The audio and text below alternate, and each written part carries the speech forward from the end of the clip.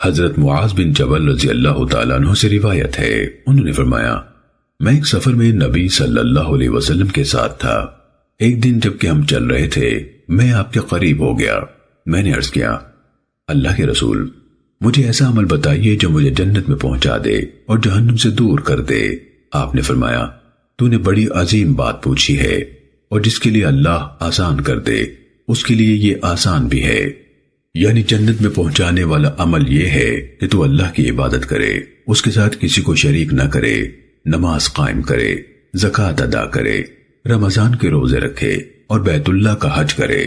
پھر فرمایا کیا میں تجھے نیکی کے دروازے نہ بتاؤں؟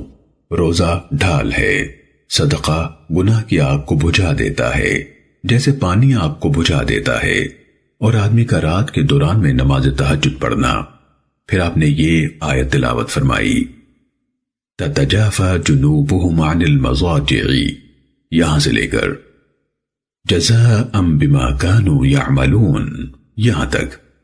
ان کے پہلو بستروں سے الگ رہتے ہیں اور وہ اپنے رب کو خوف اور امید سے پکارتے ہیں، اور جو کچھ ہم نے انہیں رزق دیا ہے اس میں سے خرچ کرتے ہیں۔ کوئی نفس نہیں جانتا کہ ان کے اعمال کے بدلے میں ان کے لیے آنکھوں کی ٹھنڈک کی کون کون سی چیزیں پوشیدہ رکھی گئی ہیں۔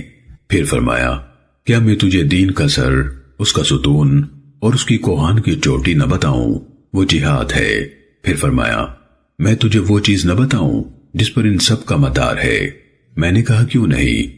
تب نبی صلی اللہ علیہ وسلم نے اپنی زبان پکڑ کر فرمایا اسے روک کر رکھنا۔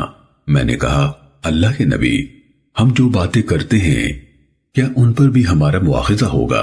آپ نے فرمایا معاذ تیری ماں تجھے روئے، لوگوں کو جہنم کی آگ میں چہروں کے بل گھسیٹنے والی چیز ان کی زبانوں کی کاٹی ہوئی فصلوں کے سوا اور کیا ہے؟ سنن ابن ماجہ حدیث نمبر 3973۔